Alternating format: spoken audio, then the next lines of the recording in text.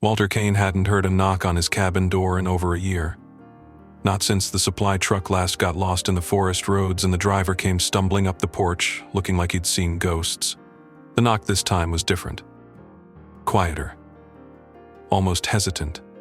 The sun had just dipped below the ridgeline, casting long fingers of blue shadow across the snow-covered clearing. Walter stood from the workbench where he'd been oiling his old axe handle, the scent of pine resin still fresh on his fingers. He moved to the door, paused with one hand on the knob, and listened. Another knock. Soft. Not urgent, just there. He opened the door slowly. Standing in the cold dusk was a dog. A Belgian Malinois, lean and battered, fur matted with dirt and something darker. Blood, maybe. One ear was torn at the edge. Its paws were raw, tail low, but those eyes were wide open and watching him. Sharp, alert, filled with something that wasn't quite fear. Walter didn't speak. Neither did the dog. For a moment they just stared at each other. Then, as if reaching a silent agreement, the dog stepped forward once, collapsed just inside the threshold, and lay still. Walter closed the door behind it. He fetched a towel and laid it near the fire. The dog didn't flinch when he approached, didn't growl, didn't whine. It just watched. Walter knelt, pressing the towel gently to a wound on the dog's flank. No tags, no collar, no microchip scar under the skin. He checked. Whoever it belonged to had left no trace or hadn't wanted to. The dog slept lightly, ears twitching at every sound, but never relaxing completely. When Walter tried to step away, it opened one eye, then the other, and stood. Its legs were unsteady, but it moved with purpose. It walked to the door, looked back, waited. Walter hesitated. The temperature was dropping fast and snow had begun to fall again, thin flakes swirling in the wind like ash. But something in the dog's eyes, determined, insistent, pushed him forward. He grabbed his coat, lantern, boots.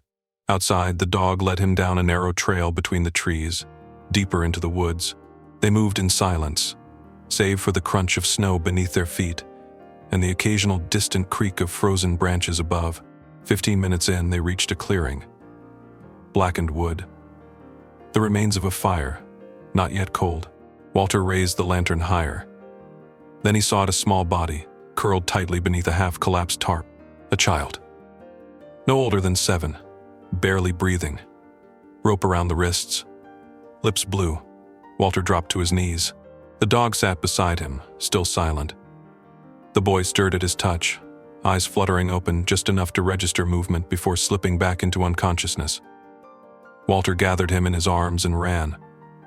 Back at the cabin, the boy was wrapped in blankets, warm water set near his hands. The dog lay between him and the door, as if guarding both his body and his secrets. Walter sat by the fire, hands trembling, eyes locked on the pair before him. He didn't ask questions, not yet. But he knew this wasn't random. This wasn't a rescue. It was a message. And that dog, the one that hadn't made a single sound since arriving, had delivered it. The storm rolled in harder overnight. Walter barely slept, rising every hour to check on the child and the dog who had now claimed a spot near the fireplace as his post.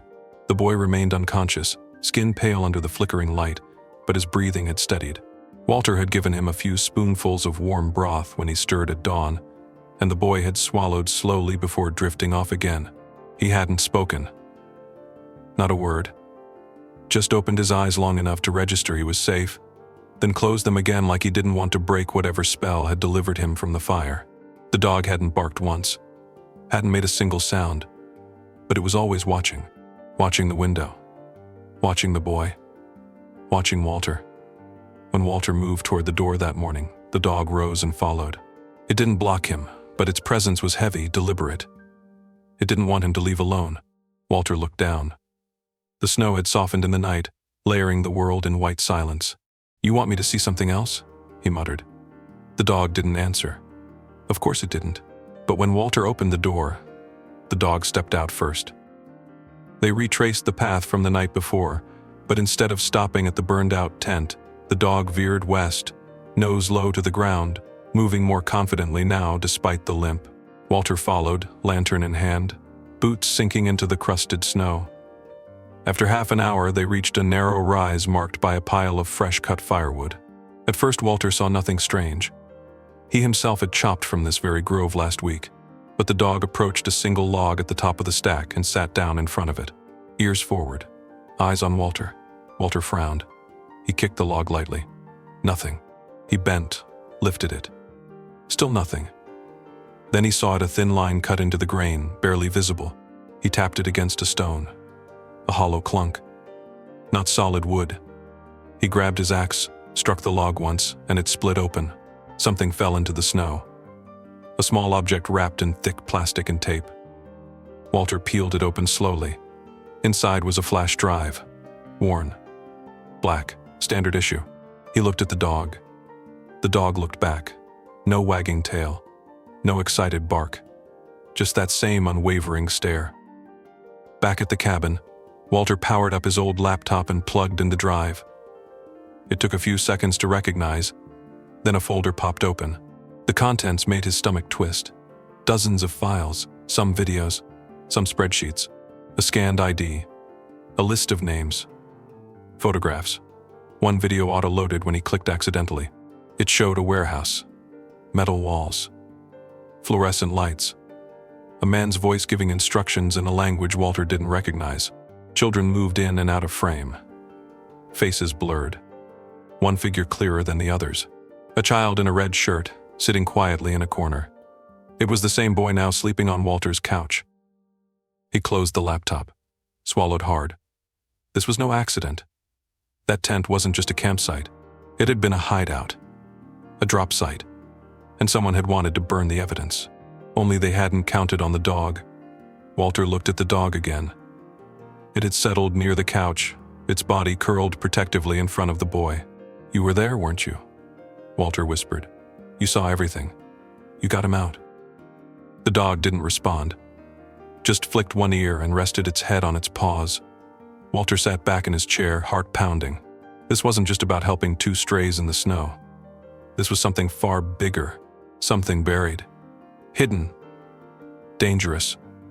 The fire crackled behind him, but the warmth felt thinner now, like the cold outside had followed them in. Later that day, the boy woke again. His eyes scanned the room slowly. When he saw the dog, something changed.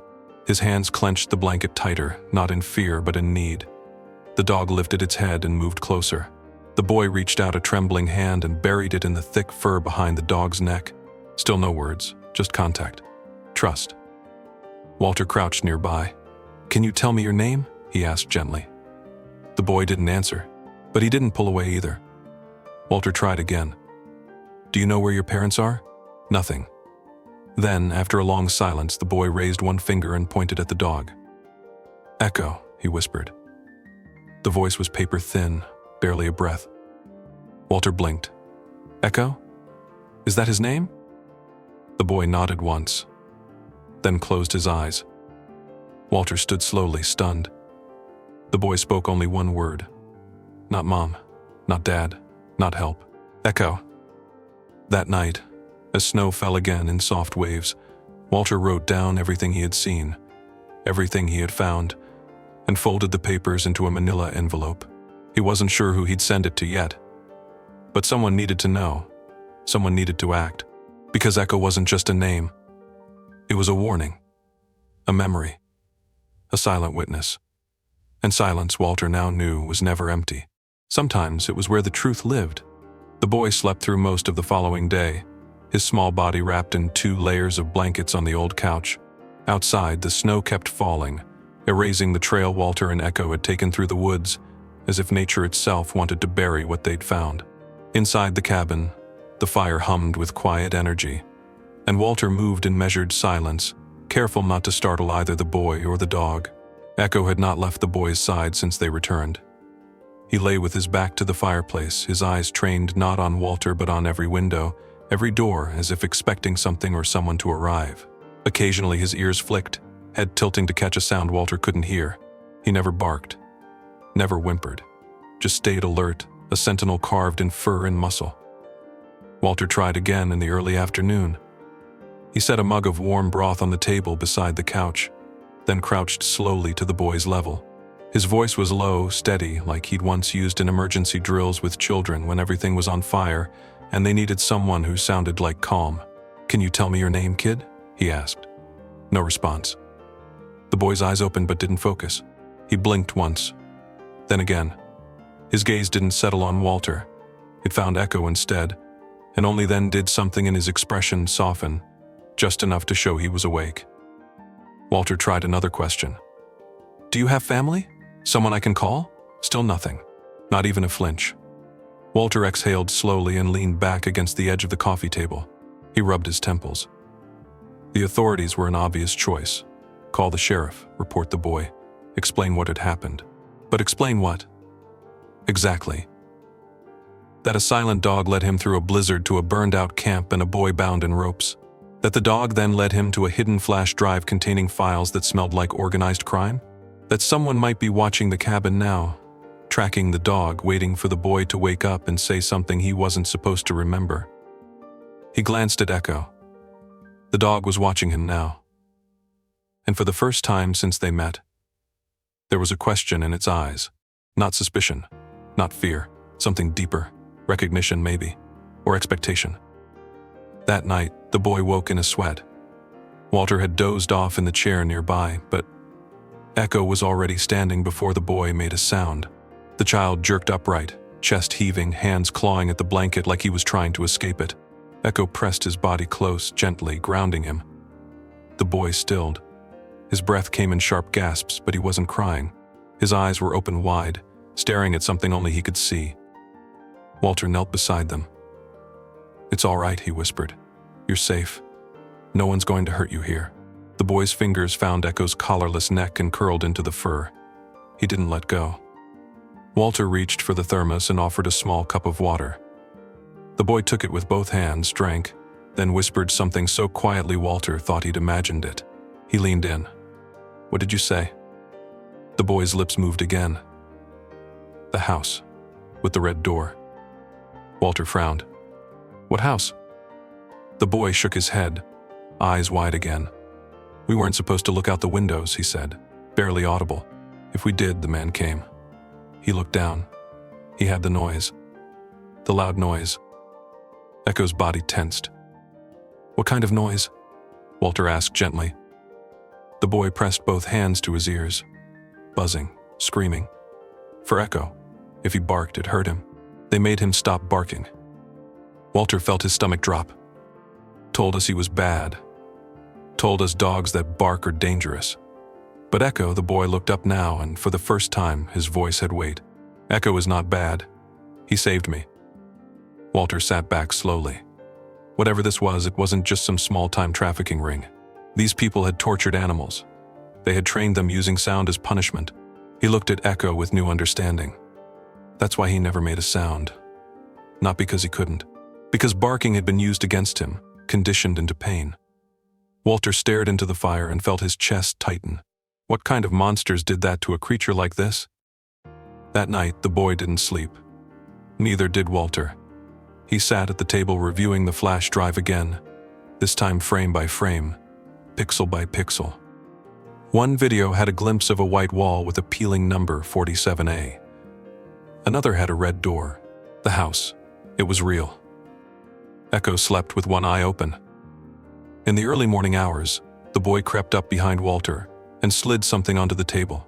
A drawing. Done in pencil. Crude but clear. A house with a red door. A dog beside a child.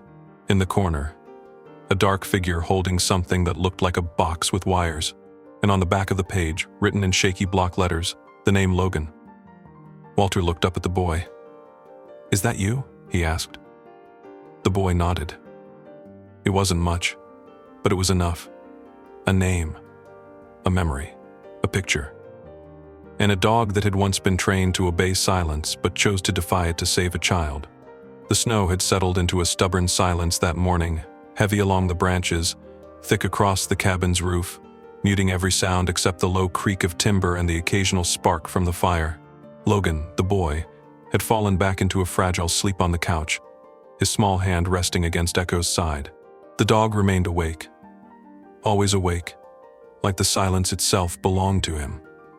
Walter sat at the dining table, staring at the flash drive beside his coffee mug. It looked innocuous, Just plastic and metal. But it had led them here. To the fire. To the boy. To something someone had tried desperately to destroy. He opened his laptop again and accessed the drive's folders. This time he dug deeper into the encrypted subfiles. One folder was titled Sunday_delivery. Inside were transaction logs, pickup coordinates, and encrypted names. Most of the data meant little on its own, but as Walter cross-referenced the dates, he found something that made his blood run cold. The most recent date was yesterday. A scheduled drop site only 10 miles south of his cabin, listed as Firewood Depot 3. Walter leaned back in his chair, heart pounding. He remembered that pile of chopped logs Echo had led him to, a place where he often gathered firewood. He had thought it was random, a location Echo chose by instinct. But what if it wasn't random at all? What if the logs weren't just hiding one drive? He stood quickly, pulled on his coat, and grabbed his hatchet. Echo rose as if summoned, falling in beside him without a word. Walter didn't say anything to Logan. He just left a note beside the boy's blanket, "Stay inside.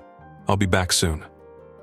The trail to the firewood grove was nearly invisible under the fresh snow, but Echo led without hesitation, nose low to the ground, following some memory deeper than scent. They reached the grove within 20 minutes. Walter's breath steamed in short bursts. He approached the firewood stack and started splitting open the logs one by one. Nothing. Then Echo stopped walking. He placed a single paw on a log that looked no different than the others. Walter took it, split it, and found a second flash drive, this one tucked inside a sealed capsule coated in wax. A code was burned into the wood grain itself, a string of letters and numbers. Back in the cabin, Logan sat up as soon as the door opened. Walter tossed the wet drive onto a towel near the fire, warmed his hands, and then plugged it in. The folder structure on this drive was different, colder, clinical. One was labeled intake. Inside were digital intake forms for children. Not names, numbers, photos, age, weight, medical notes, behavior assessments. Next to some entries, the word discarded appeared. Walter felt sick. Another folder was labeled training assets. Inside were video logs, each showing handlers working with dogs. Some entries had notations, reactive, too aggressive, compliant under low-frequency pulse. The implications were monstrous. These dogs weren't strays. They were trained, broken, conditioned using technology that punished barking that triggered electric pulses or noise feedback. Echo had likely been one of them. Walter clicked on one last file. It was a still image, a group photo. 10 children, most looking stunned or scared, sitting in front of a barn wall. One of them was Logan. Standing behind them were 2 men, one in a black windbreaker, the other in a green parka, face partially turned away. Walter zoomed in. The background had a sign that read Craner Farms, private. He whispered it aloud. Craner Farms. That name rang hollow in his ears, not because he recognized it, but because it sounded like something that was meant to sound harmless. Echo stepped beside him and stared at the screen. "Did you come from there?" Walter asked softly. Echo didn't move, didn't blink, but there was something in his stillness that answered more than words ever could. Walter shut the laptop. His gut told him one thing. Someone had gone to great lengths to bury all of this. The fire. The data. The dog. The boy. It had all been wiped clean from the world's memory. But now 2 pieces had survived, and both were under his roof. He walked to the window and scanned the edge of the woods. A light breeze stirred the treetops, but there were no birds, no sound, just white, endless white as far as the tree line. Then he noticed something. A thin line of disturbed snow. Tracks. Boot prints. Not his. Leading from the east side of the grove and curving back toward the road. Someone else had been there. Had seen him. Had seen Echo. Walter turned and locked the door. They weren't safe anymore. Not just because of what they had found, but because now someone knew they had found it. Walter didn't sleep that night. He sat in the corner chair with the fire burning low and the laptop shut tight. Echo lay stretched across the floor between Logan's couch and the front door, ears twitching at every creak. Outside, the wind picked up near midnight, brushing snow off the pines, howling softly like something old and tired. Logan woke only once, mumbled something about the red door, then fell back asleep curled against the dog's side. Walter watched the door. Not because he expected someone to come through it, but because something deep in his gut said someone might try. The morning came late, thick clouds blotting out the sun and dusting the porch in a fresh layer of white. Walter chopped wood after breakfast, just enough to last the day. Echo stood watch near the edge of the porch, gaze fixed on the trail that wound through the trees. At noon, the knock came. 3 times, sharp, steady, not loud, not timid, just deliberate. Walter froze. Logan looked up from the corner where he'd been sketching something on a scrap of paper. Echo didn't bark, didn't growl, but his entire posture changed. He stood rigid, tail low, head forward, eyes locked on the door. Walter grabbed the pistol from the drawer by the stove and slid it into his waistband. Then he moved to the door and cracked it open. A man stood just beyond the threshold, his coat heavy and lined with fur, speckled in snow. He had a clipboard in one hand and a small patch on his jacket that read Mountain Haven Rescue, certified handler. He smiled, the kind of smile that didn't reach the eyes. "Good morning, sir," he said. "Sorry to bother you way out here. We've been following reports of a lost working dog that might have come through this area. Belgian Malinois, male, slight limp, trained for obedience. Have you seen him one?" Walter kept the door nearly closed, the chain still latched. "No one's come through here." The man nodded slowly. "We got a ping from a tag that went silent after the last storm. Some of these older chips glitch when they're damaged. Mind if I leave a flyer?" Walter didn't move.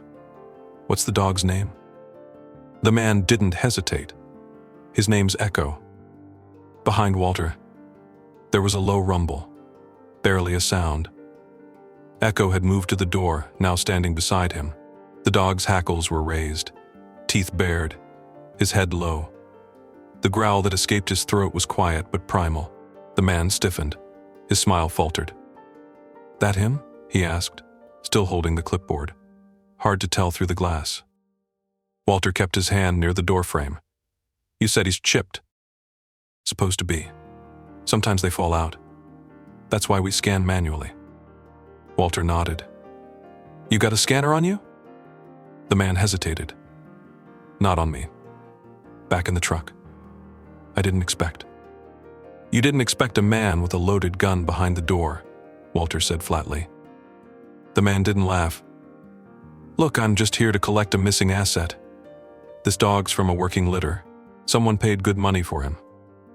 "He's not an asset," Walter said. "He's not yours." There was silence, heavy. The wind whispered across the porch. Then the man's voice dropped lower. "Sir, I don't think you understand what kind of trouble you're stepping into. That dog was bred for private security, not adoption, not family. His original handler wants him back, for legal reasons. I'm just the courier."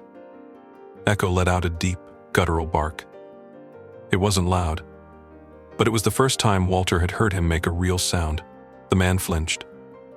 Walter unlatched the door chain and stepped out, closing the door behind him just enough to keep Echo inside. He looked the man square in the eye. "Let me tell you what I do understand. I understand the dog you're looking for walked through a blizzard half dead, dragging his own body weight. I understand he led me to a boy who'd been tied up and left to die in the woods. I understand I've got a flash drive with more names and faces than you want to see. And I understand that you weren't expecting someone like me to answer this door." The man's mouth tightened. "Then you also understand that people disappear out here all the time." Walter stepped closer, voice low. "And some of us know these woods better than the snowplows do." They stared at each other for a long moment. Then the man gave a small shrug, turned on his heel, and walked down the steps without another word. He didn't look back. Walter watched until the figure disappeared between the trees. Then he stepped inside and bolted the door. Echo stood still, facing the door, tail rigid. Logan came to Walter's side and slipped his small hand into the older man's. "He knows where we are now, doesn't he?" Walter looked down at the boy. "Yeah," he said quietly. "He does." That night, Walter didn't light the fire. He kept the lights low, the windows covered. Echo didn't rest. Logan didn't draw. Outside, the forest creaked in the wind. They were being watched. And they all knew it. The power flickered twice that night. Not enough to go dark, but enough to make Walter rise from his chair and check the fuse box in the mudroom. It was intact. Outside, the storm had calmed. No wind, no new snow, just stillness. The kind of stillness that made the world feel like it was holding its breath. Inside the cabin, Echo paced slowly. Not anxious, not afraid, just alert. Logan sat curled in the corner near the cold fireplace, sketchpad in hand, eyes unfocused. He hadn't spoken since the man left that morning. But now something in his posture had changed. He was drawing fast, deliberate strokes. His fingers gripped the pencil tight, movements mechanical, like he was copying from a memory that was suddenly clearer than before. Walter watched him. "You remembering something?" he asked. Logan didn't answer, not with words. He slid the sketch across the table. It showed a square room, no windows. A bare bulb overhead. A metal cage in one corner. 2 children huddled inside. A dog sat just outside the bars, watching, protecting. Walter felt a chill crawl up his spine. "That you?" he asked. Logan nodded. Echo moved closer, resting his chin on the boy's knee.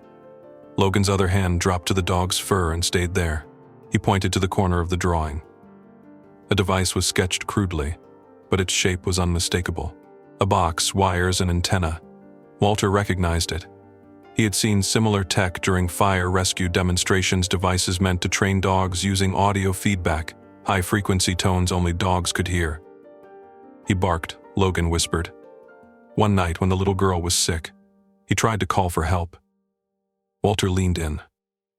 They punished him. The box hurt him every time he made a noise, so he stopped barking. Echo didn't flinch.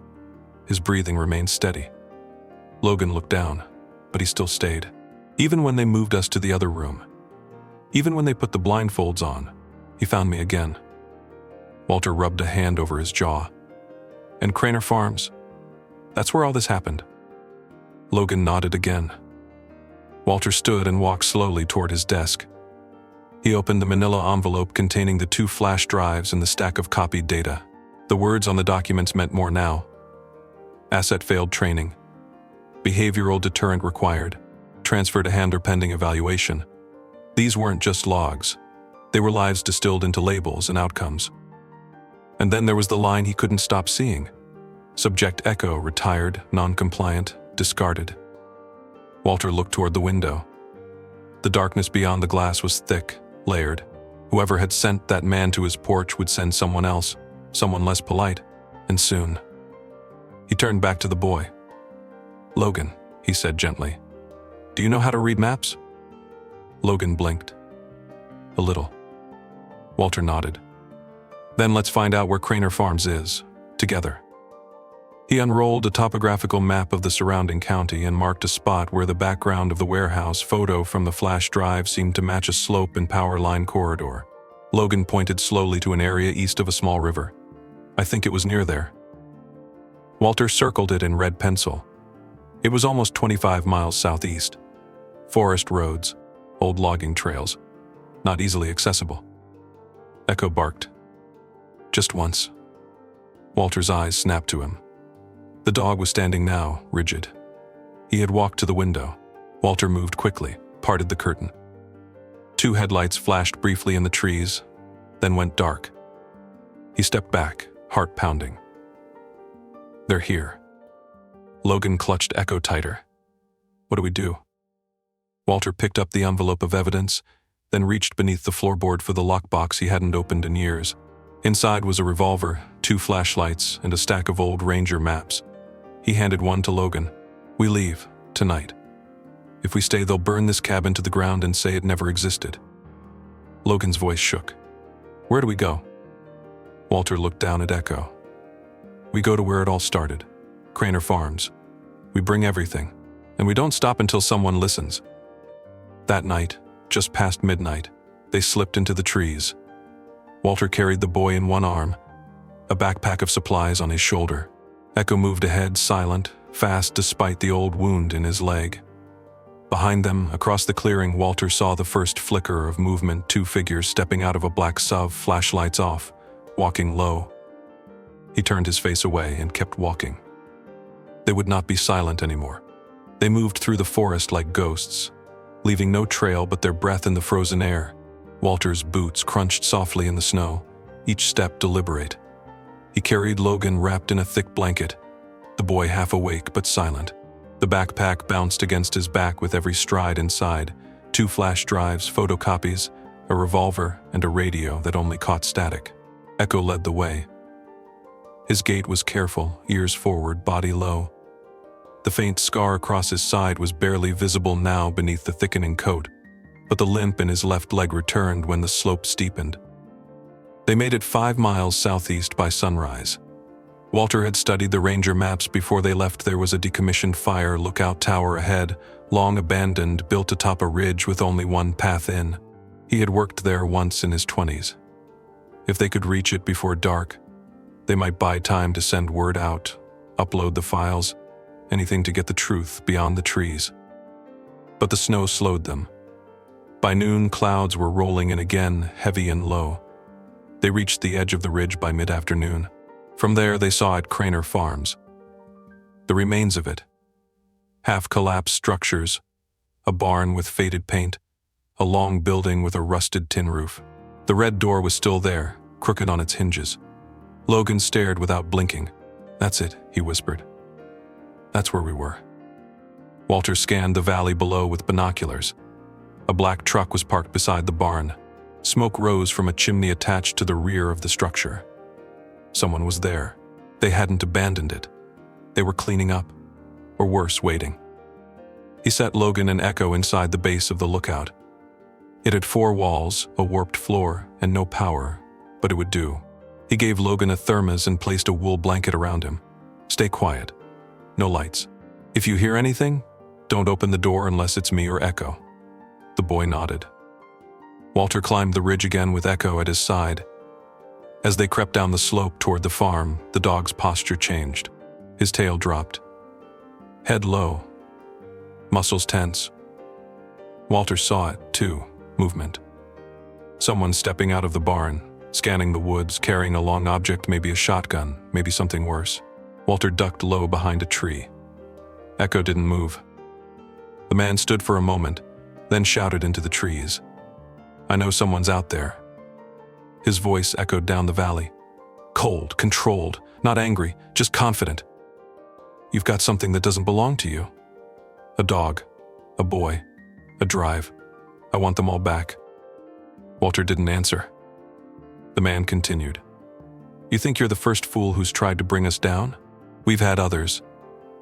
A whistleblower in Idaho, a shelter worker in Tucson. You know what they all have in common?" Silence.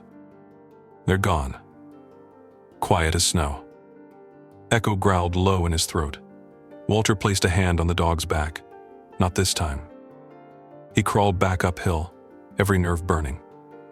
They couldn't stay hidden for long. They had to draw him out. Expose him. He pulled out the old signal booster from his pack and connected it to the laptop. The flash drive with the labeled video folders was ready.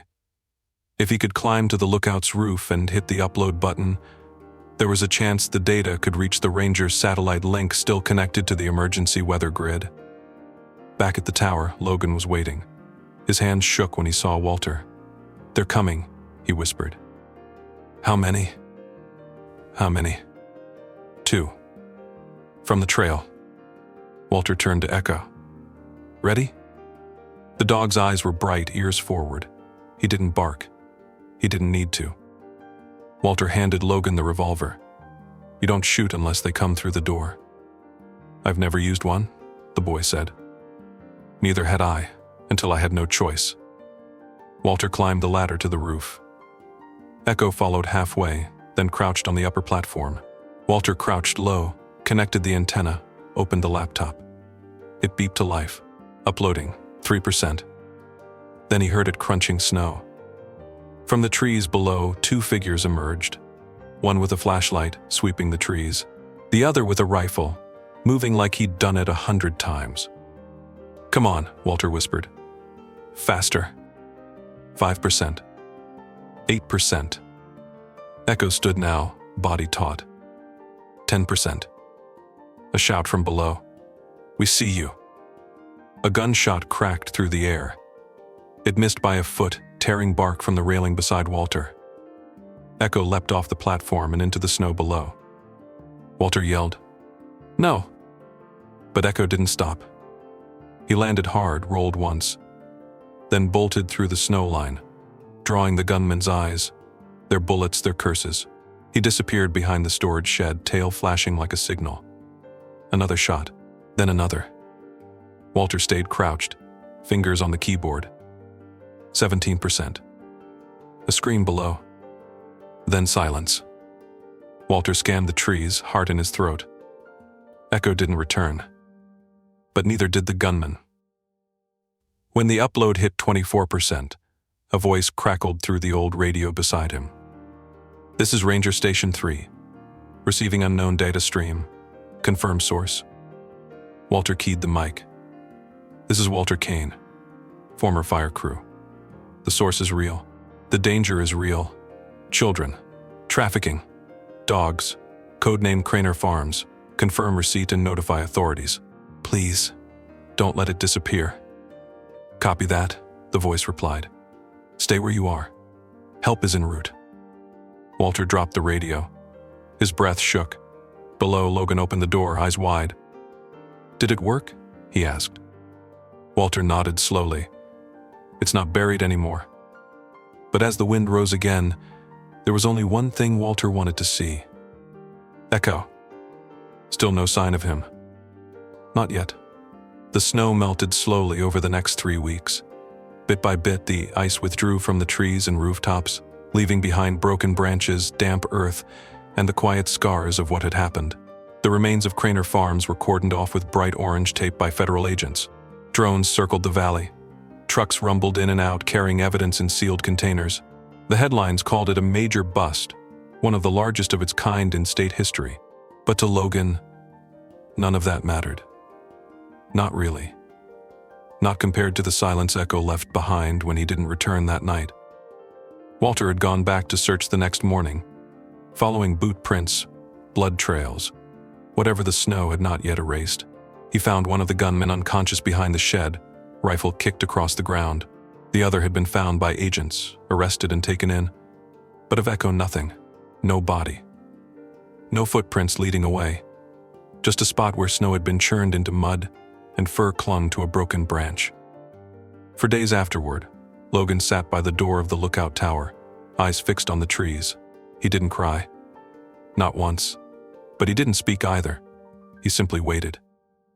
Walter watched over him, heart heavy. The boy had changed. He was stronger now, less afraid, but something in him had gone quiet again.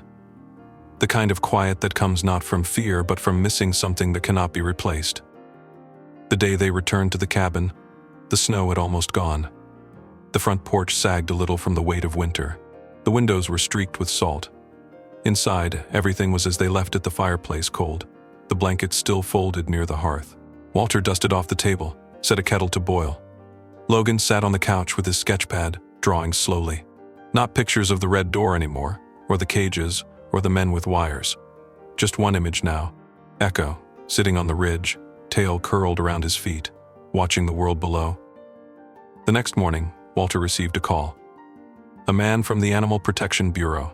They had reviewed the footage, matched it to multiple missing dogs from around the country, confirmed years of abuse and trafficking. "The one you called Echo," the man said. "We don't have a registration on him. He was never legally owned, never microchipped. We can't trace him." Walter said nothing for a moment. Then, quietly, maybe he didn't belong to anyone. Maybe he just showed up when someone needed him most. That evening, as the sun sank low behind the tree line, Logan placed a small wooden sign in the front yard. Walter had helped him carve it from scrap pine. He didn't write much. Just one word, burned into the surface with the tip of an old iron poker. Echo. Then, as if nature itself were listening, a soft rustle came from the woods. Walter turned sharply. Logan stood. Silence. Then movement. Between the trees, slow but steady, a shape emerged. Lean. Low to the ground. Limping. Echo. His coat was darker now, streaked with mud and thinned by frostbite. His left hind leg barely bore weight. A fresh scar marked his shoulder. But it was him. Logan ran first across the yard, through the grass still edged with ice. Echo didn't bark, didn't run. He simply stood and let the boy wrap his arms around his neck. Walter walked slowly behind them, his eyes burning. "You stubborn ghost," he murmured. "You made it." Echo lifted his head just enough to meet Walter's gaze. Then he lowered it again, pressing against Logan's chest. They took him inside, bathed him, fed him, wrapped his paw. Echo lay by the fire that night, breathing steady, eyes half closed. Logan slept with his hand resting lightly against Echo's ribs, like he was afraid to wake up and find it had been a dream. A week later, a letter arrived. Not from the FBI, not from the sheriff's office. It was from a nonprofit in Colorado. They had seen the story. They wanted to help, build something new. A place where survivors, animal and human, could come to rest, to recover, to remember. They offered to fund the construction of a sanctuary. Walter showed Logan the letter. "What do you think?" Logan looked at Echo, who had just raised his head, ears twitching at the sound of birds outside. "I think," Logan said softly, "we already have the name." Walter smiled. "Echo's place?" Logan nodded. "Because echoes never go away. They just wait until someone listens." In time, the cabin became more than a home. Volunteers came. Vets, counselors, children, strays. Some stayed a night. Some stayed forever. But all of them found something there that didn't exist before: safety, maybe, or silence that healed instead of haunted. As for Echo, he never barked again. He didn't have to. His presence was enough. And long after the reporters left, after the snow returned and melted again, his story lived on, not just in headlines or files or courtroom statements, but in every hand that opened a door, in every step that followed a trail, and in the quiet that comes after the storm, when you realize you were never really alone.